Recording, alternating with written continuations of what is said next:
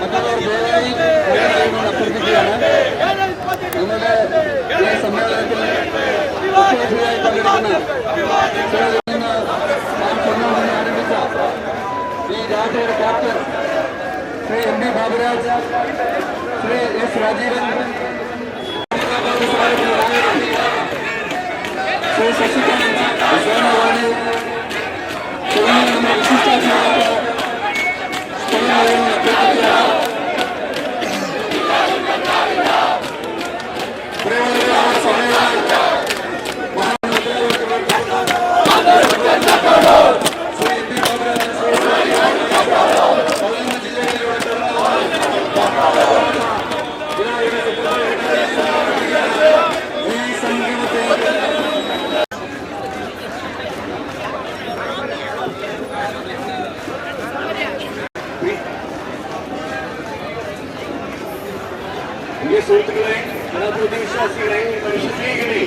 കേരളത്തിലെ മുഴുവൻ ജനാധിപത്യ വിശ്വാസികളും മനുഷ്യ സ്നേഹികളും കേരളത്തിലെ സംസ്കാരവും നാഗരികതയും മനുഷ്യന് ജീവിതയോഗ്യമായ ഒരു പ്രദേശമായി ഒരു സംസ്കാരം തുടരണമെന്ന് ആഗ്രഹമുള്ള കേരളത്തെ ഒരു ഭരണഘടനാ ജനാധിപത്യ മൂല്യങ്ങൾ കൊണ്ടുവരുന്ന ഒരു സംസ്ഥാനമായി നിലനിർത്തണമെന്ന് ആഗ്രഹമുള്ള കേരളം മനുഷ്യന് വാസയോഗ്യമായ ഇടമായിരിക്കണമെന്ന് നമ്മുടെ ഭാവിയെ കരുതി അഭിലഷിക്കുന്ന മുഴുവൻ മനുഷ്യരും കേരളത്തിലെ മുഴുവൻ മനുഷ്യൻ ഏറ്റെടുത്ത ഒരു സമരത്തിന്റെ മഹാസംഗമമാണ് ഇപ്പോൾ ഇവിടെ അരങ്ങേറുന്നത്. ഈ സമരസംഗമത്തിന് എല്ലാവർക്കും സ്വാഗതം ആശംസിക്കുന്നതിന് വേണ്ടി ഈ സിൽവർ ലൈൻ സമരത്തിന്റെ പോരാളിയായ സംസ്ഥാന കേരള വിരുദ്ധ സമിതിയുടെ ജനറൽ കൺവീനർ ശ്രീ എസ് രാജീവനെ ഞാൻ ഹൃദയപൂർവ്വം ക്ഷണിച്ചു വന്നു. ബഹുമാന്യനായ ഈ മഹാസംഗമത്തിന്റെ അധ്യക്ഷൻ, സംസ്ഥാന കേരള സിൽവർ ലൈൻ വിരുദ്ധ ജനകീയ സമിതിയുടെ ചെയർമാനും മാർച്ച് 1 കാസർഗോഡ് നിന്ന് ആരംഭിച്ച സമരജാഥയുടെ ക്യാപ്റ്റനുമായ ശ്രീ എം പി ബാബുരാജ്, മറ്റ് നേതാക്കളെ, പ്രിയമുള്ള നാട്ടുകാരെ, മാധ്യമ പ്രവർത്തകരെ, സുഹൃത്തുക്കളെ, ഈ ജാഥ മാർച്ച് 1 ആരംഭിച്ചവർ സംസ്ഥാന സർക്കാരിന്റെ അഹങ്കാരവും നിറഞ്ഞ മനുഷ്യത്വ വിരുദ്ധമായ ജനാധിപത്യ വിരുദ്ധമായ അങ്ങേയറ്റം നിറകെട്ട പ്രവർത്തനങ്ങൾക്കെതിരായ ജനങ്ങളുടെ ഉജ്ജ്വലമായ പ്രതിഷേധമെന്ന നിലയിൽ സർക്കാരിന് ഒരു താക്കീത് നൽകുക എന്ന ലക്ഷ്യത്തിലാണ്. നമുക്കറിയാം, ഈ ജാഥ തുടങ്ങിയതിന് ശേഷം ഓരോ ജില്ലകളിലും എങ്ങനെയാണ് കുടിയൊഴിപ്പിക്കപ്പെടുന്നവരോട്, ഈ നാട്ടിലെ സാധാരണ ജനങ്ങളോട്, ഇരകളാക്കപ്പെടുന്നവരോട് ഈ സർക്കാർ നമുക്കേവർക്കും അറിയാം. ലോകം മുഴുവനുള്ള മലയാളികൾ അത് കണ്ടുകൊണ്ടിരുന്നതാണ്. ഞാൻ അതിനെക്കുറിച്ചൊന്നും ഇവിടെ വിശദീകരിക്കുന്നില്ല. നമ്മുടെ സമിതി രൂപം കൊണ്ടിട്ട് 2 വർഷമാകുകയാണ്. സമിതി രൂപം കൊള്ളുന്ന സമയത്ത് കേരളത്തിൽ അവിടെ ഇവിടെയായി ചില സമര കേന്ദ്രങ്ങൾ ഉണ്ടായിരുന്നു. ആ സമര കേന്ദ്രങ്ങളെ സംസ്ഥാന തലത്തിൽ കോർഡിനേറ്റ് ചെയ്തുകൊണ്ട് ഒരു സംസ്ഥാന സമിതിക്ക് രൂപം നൽകുകയാണ് ചെയ്തത്. സമിതി രൂപം കൊണ്ടതിന് ശേഷം സെമിനാറുകളുടെയും വെബിനാറുകളുടെയും കാലമായിരുന്നു. നമുക്കറിയാം, കൊറോണ കാലമായിരുന്നു. റെയിൽവേ സംബന്ധമായ അങ്ങേയറ്റം പരിജ്ഞാനമുള്ള സാങ്കേതിക വിദഗ്ധരെ ഉൾപ്പെടുത്തിക്കൊണ്ട് കേരളയിലെ എം പി അജിത് കുമാറിനെ പങ്കെടുപ്പിച്ചുകൊണ്ട്, അതുപോലെ ഇതിനെ ന്യായീകരിക്കുന്ന ആളുകളെ ഉൾപ്പെടുത്തിക്കൊണ്ട് നമ്മൾ നിരന്തരമായ സെമിനാറുകൾ, ചർച്ചകൾ സംഘടിപ്പിച്ചു. അവിടെ ഒന്നും നമുക്ക് കാണാൻ കഴിഞ്ഞില്ല. വസ്തുനിഷ്ഠമായി, ശാസ്ത്രീയമായി കേരളയിൽ എങ്ങനെ ഗുണപ്പെടുമെന്ന് ഒരാൾക്കും വിശദീകരിക്കാൻ കഴിഞ്ഞില്ല. മറിച്ച് ആ പഠനങ്ങളിലൂടെ, ആ ചർച്ചകളിലൂടെ താഴെ തട്ടി വരെ നമ്മുടെ ആളുകൾക്ക് ഒരു കാര്യം ബോധ്യപ്പെട്ടു: കേരളയിൽ അങ്ങേയറ്റം വിനാശകരമായ ഒരു പദ്ധതിയാണ് എന്ന്. 100% ഇതിന്റെ അപകടം മനസ്സിലാക്കിക്കൊണ്ട് ജനങ്ങൾ സംഘടിച്ച 300-ലേറെ സമര കമ്മിറ്റികൾക്ക് രൂപം കൊടുത്തുകൊണ്ട് ശക്തമായ ചെറുത്തുനിൽപ്പ് സമരത്തിലേക്ക് നമ്മൾ മുന്നേറിയത്. ജനാധിപത്യ വിരുദ്ധമായ ഓരോ നടപടികളിലും ഓരോ പ്രവർത്തനങ്ങളിലും നമ്മൾ ഏർപ്പെട്ടില്ല. ജനങ്ങളെ ബോധവൽക്കരിക്കുക, ജനങ്ങളെ അവരുടെ സമര കമ്മിറ്റികളിൽ സംഘടിപ്പിക്കുക, സങ്കുചിതമായ കക്ഷി രാഷ്ട്രീയങ്ങൾക്കും ജാതിമത പരിഗണനകൾക്കും അതീതമായി ജനങ്ങളുടെ സമര ഉപകരണം എന്ന നിലയിൽ കമ്മിറ്റികൾക്ക് രൂപം കൊണ്ടു. 11 ജില്ലകളിലും ശക്തമായ ജില്ലാ കമ്മിറ്റികളുണ്ട്. അതിന് താഴേക്ക് പ്രാദേശിക കമ്മിറ്റികളുണ്ട്. സംസ്ഥാന സമിതിയും പ്രവർത്തിക്കുന്നുണ്ട്. ഇവിടെ നമ്മൾ മനസ്സിലാക്കേണ്ടുന്ന ഒരു സംഗതി, ഏതെങ്കിലും ഒരു പാർട്ടിക്ക് മുൻകൈയുള്ള അല്ലെങ്കിൽ മുൻതൂക്കമുള്ള അല്ലെങ്കിൽ ഏതെങ്കിലും ഒരു പാർട്ടിയുടെ രാഷ്ട്രീയം പ്രതിഫലിപ്പിക്കാനുള്ള ഒരു വേദിയായിട്ടല്ല നമ്മൾ ഈ സമരസമിതിയെ രൂപീകരിച്ചത്. എല്ലാവരെയും ഉൾക്കൊള്ളുന്ന, കേരളയിൽ എതിർക്കുന്ന എല്ലാവരെയും സമരവേദികളിൽ ഒരുമിപ്പിക്കുന്ന ഒരു സാധ്യത നിലയില്ല. അവരെ നമ്മൾ പരിഗണിച്ചതൊന്നേ ഉള്ളൂ, എന്തെങ്കിലും സങ്കുചിതമായ താല്പര്യങ്ങളുമായി വരുന്നവരെ അകറ്റി നിർത്തുക. അതിനപ്പുറത്തേക്ക് നമ്മളൊന്നും പരിഗണിച്ചില്ല. ഈ സമരത്തോടൊപ്പം ആത്മാർത്ഥമായി പോരാട്ടത്തിന്റെ ഭാഗത്ത് അണിനിരക്കാൻ സന്നദ്ധതയുടെ ആളുകളെ അതിന്റെ വിജയത്തിലെത്തും വരെ കൂടെ ഉണ്ടാകുമെന്ന് ഉറപ്പുള്ള മുഴുവൻ ആളുകളെയും സ്വീകരിച്ചുകൊണ്ടാണ് സമിതി മുന്നോട്ട് പോയിട്ടുള്ളത്. മറ്റവരുണ്ട്, എല്ലാവരും ഉണ്ടാവും. മനുഷ്യത്വമുള്ള, മനുഷ്യനെ സ്നേഹിക്കുന്ന, ജനാധിപത്യ കേരളം നിലനിൽക്കണമെന്ന് ആഗ്രഹിക്കുന്ന, ഭാവി കേരളം സുസ്ഥിരമായി മുന്നോട്ട് പോകണം എന്നാഗ്രഹിക്കുന്ന മുഴുവൻ ആളുകളും ഈ സമരത്തോടൊപ്പമുണ്ട്. അതിൽ നിങ്ങൾക്ക് അഭിമാനമുണ്ട്.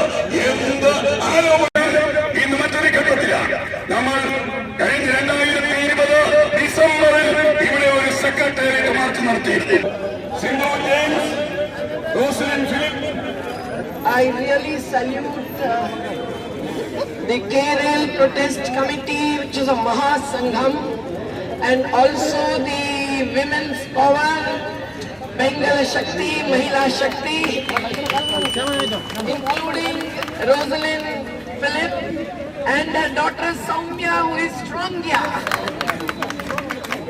and respected former Chief Minister Umen Chandiji and all his colleagues, comrades belonging to various political parties, including Muslim League and SUCI, and those who have been here as the people's representatives. There is Shashikant Sonawane, who has come all the way from the battleground against the bullet train in Maharashtra, where the left front is also fighting against bullet train. Friends, with thousands of protesters here, this has become an internal war. This is not Ukraine. This is Kerala. And Kerala is a bountiful and beautiful state. And hence this is the battle to save Kerala, to save Kerala's natural resources, to save 20,000 and many, many more families who might not have been brought to record. And this is to save our country from the high-speed development paradigm. We want development. Vikasanam Venam, Vinasham Venda. Vikasanam Venam, Vinasham Venda. Vikasanam Venam, Vinasham Venda. This is the slogan that was given with all our supporters belonging to various parties against the Modi model, taking Gandhi in our hands and trying to save river Narmada. When Modi ji has pushed that dam, the river is destroyed today, while we achieved rehabilitation for 50,000 families. But that's not happening in Kerala, and that's not going to happen in Kerala. I remember we were here protesting against the highway, a small little bountiful state which is facing floods, which is facing landslides in the Western Ghats. All of this should be stopped if we have to save life, as the constitutional right to life and livelihood is granted to us by Baba Sahib Ambedkar and the forefathers of the Constitution. But today we know that it is the neoliberal policy that is bringing in the projects like the K-Rail or the bullet train. Both are more or less the same. And still, the destruction that would take place in Kerala would be much more than in that part of Maharashtra where Shashikant Bhai, Kaluram Dodreji, the Adivasi leaders and the Adivasis themselves are fighting the battle with the support from the left front leaders there. It is very, very unfortunate that after the floods and after the devastation of Western Ghats, Kerala government, we expected to review the development paradigm. I remember Umen Chandiji is here when Arampulla airport was challenged and questioned by Sugata Kumari and all of us, including Mr. P. Prasad, who is the agriculture minister today. That was withdrawn. And this is the democratic right. The people who are questioning K-Rail have a right to be heard. They have a right to have the dialogue. But what we hear today, when we expected Pinarayi Vijayanji as a leader of the left front to have a dialogue with us here, as we sent him and his secretaries a letter yesterday evening, we come to know that he has gone to meet Mr. Narendra Damodar Das Modi. Do they have the same development vision? We want to raise this question because on the platform of the people's movements, we have been with all secular forces, not as political parties, but they are friends of farmers, laborers, workers, all of them who are challenging the development paradigm based on globalization, liberalization and privatization. But here, the K-Rail with JICA, the bilateral agency of Japan, costing more than 1 lakh to 1.25 lakh crores, is going to be not just wasteful, but financially non-viable project. And hence, just as some of the projects of JICA itself, in Japan itself, have failed, this project is also going to be proved as a failure and nothing less than that. It is also known to us that when this 530 kilometers, I salute the 60 representatives under the leadership of Mr. Rajiv and Mr. Baburaj and others, who have come through from Kasaragod to Trivandrum. This train will be a high-speed train that would bulldoze more than 20,000 houses. That will bulldoze the wetlands and the agricultural lands up to 110 kilometers. And that would certainly block the waterways beyond what has already happened in the state of Kerala. At least out of the floods and the destruction caused by not just one Mullaperiyar project, all the projects including Idukki need to be reviewed and the natural flows of rivers and waters must be promoted. Instead, if this K-Rail is going to have the two blockades on both sides of the embankments, which will have 25 meters to 10 meters as a pyramid, what will happen? The rain may go above that and then climb down and climb up, but the lives, when destroyed to the ground level, cannot be revived. And that is why the people are protesting and fighting the battle. The water logging that would lead to salinization, that would lead to impacts of various kinds which are not even studied.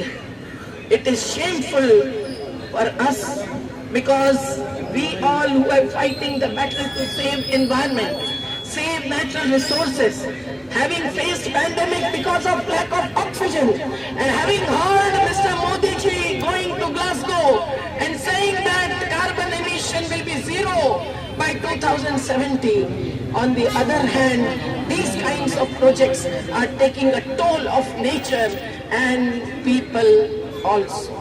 And hence, this is profit over people. This is kind of a prestige issue that becomes for some politician, but that cannot be acceptable to us. We know that the EIA genuinely looking into the geotechnical investigations, the hydrological studies, impacts on the land and wetlands. We just celebrated day before the World Water Day, but nothing of that sort has happened in the case of Kerala. And we know that the land acquisition, which has to take place as per the 2013 Act. While drafting that Act and finalizing that, Vasudev Acharya and the CPM leaders also were with us. And that was following Nandigram. But today, what would happen? Do they want to push K-Rail towards Nandigram path? It is a question as to what paradigm we will accept and we will not. We know that the social impact assessment needs to be taking place. But what is that social impact? It is not just on those whose houses will be gone. All those who will fall in the buffer zone where no progress will be permitted.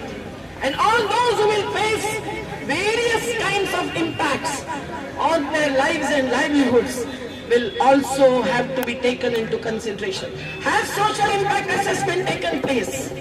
Has social impact assessment process carried out with involvement of the Gram Sabha? Is there any plan for rehabilitation? No. Without all these legal mandatory processes, when the stones are put, this is really nailing the lives of people who are and who will be affected.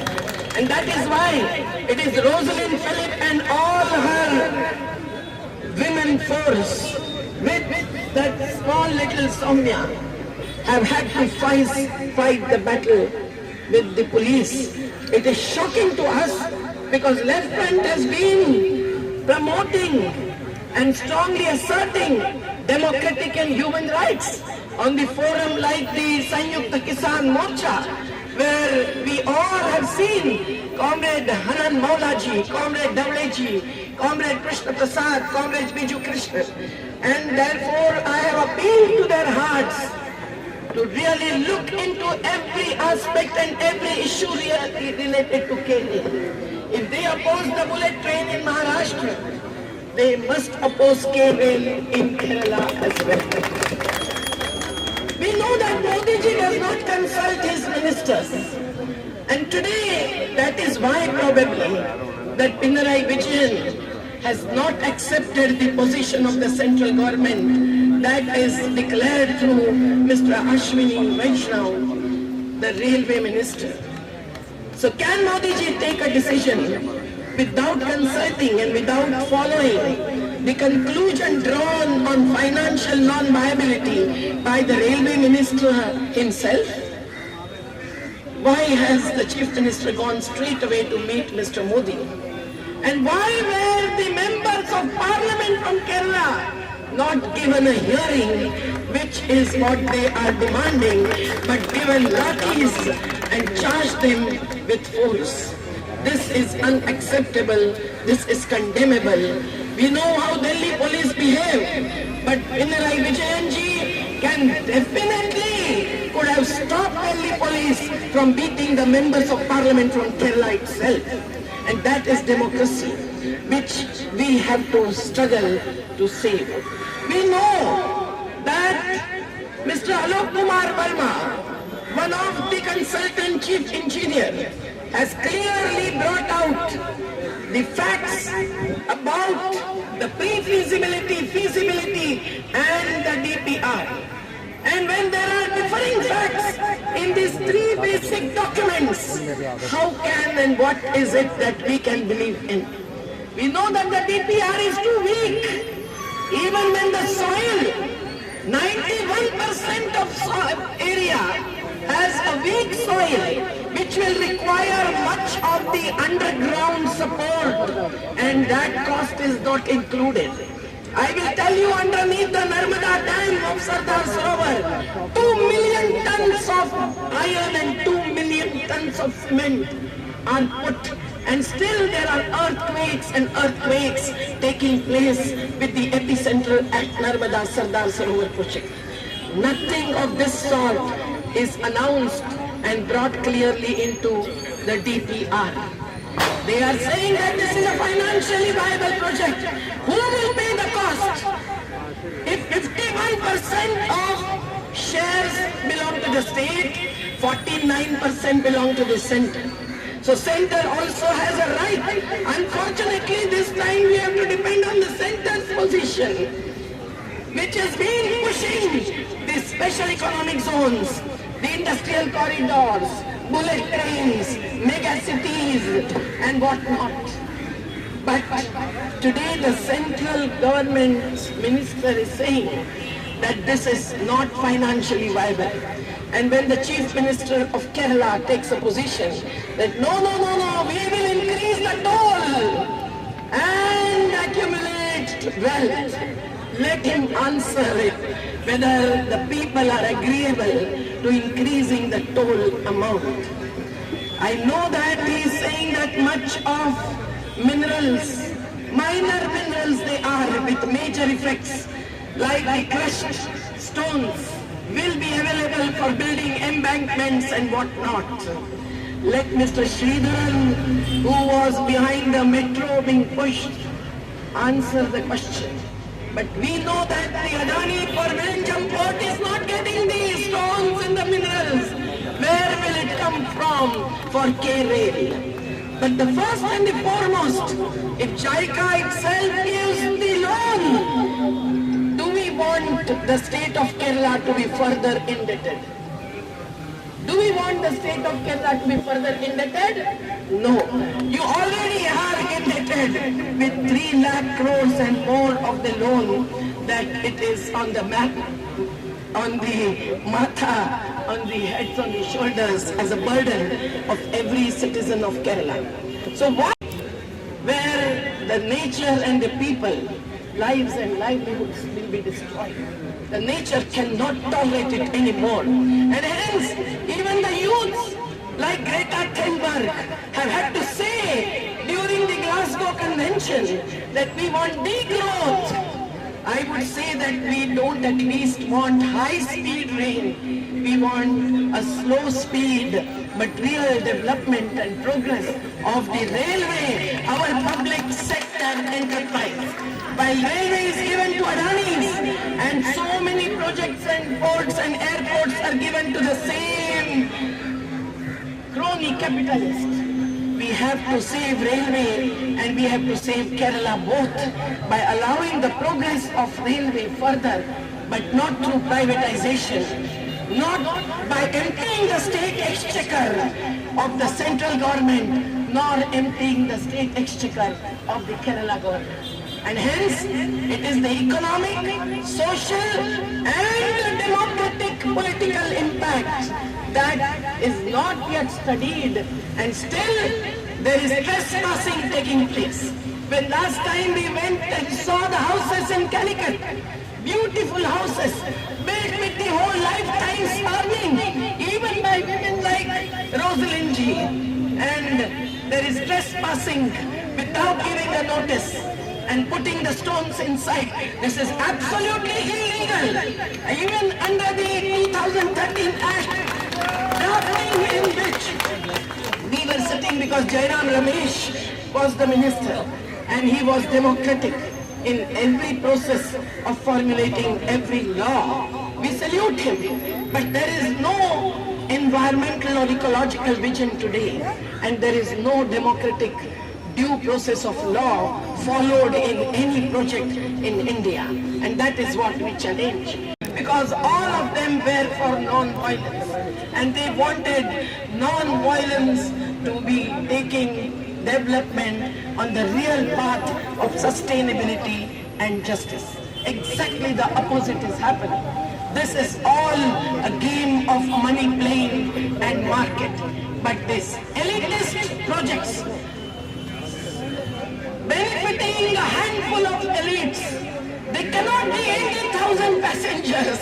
Absolutely a false figure which can be demolished by Shashikant Sonone with comparing it with the bullet train figures.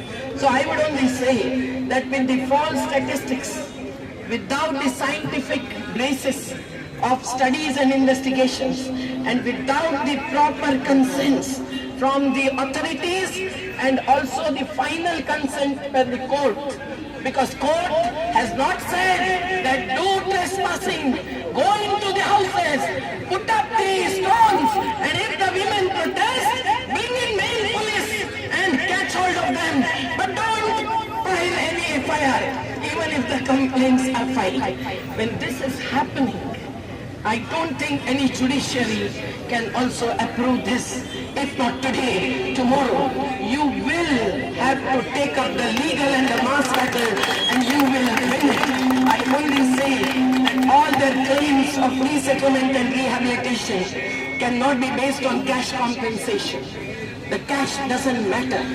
What matters is the continuity of life. What matters is the community life that can only decide what is really truthful, simplistic, self-reliant and sustainable just path of development. And that's why your struggle is not to save yourself, not only to save Kerala, but it is also for saving nations.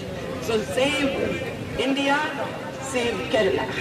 That is the slogan. Desh bachao, desh banao. Desh bachao, desh banao. Desh bachao, desh banao. I therefore appeal again from the bottom of my heart, knowing very well that Pinarayi Vijayanji does not like to have a dialogue with the people's movements. But I appeal to the members of the Politburo. I appeal to the all representatives of left front and the opposition parties, who have always had a dialogue with us, even as late as at 10 o'clock in night during tsunami times, when we came from Tamil Nadu after a few days' work, and then we went to Kollam, and then reached Trivandrum. Mr. Umen Chendi was the Chief Minister who had a dialogue with us that late hour of night. Now this is what we want as politics, and if the politics is taken into wrong and different directions, then it is the people's politics that will win the battle, as the farmers have won it, and still the movement continues with the farmers, workers and all those who are affected by the anti-development and anti-national projects like K-Rail project. So I salute you all, those who are leading the Mahasangham, for really taking up the Jana Shakti and Janakya Samaram ahead, and hence say Vende Venda Vende Venda Vende Venda Vende Venda Vende Venda Vende Venda Vende Venda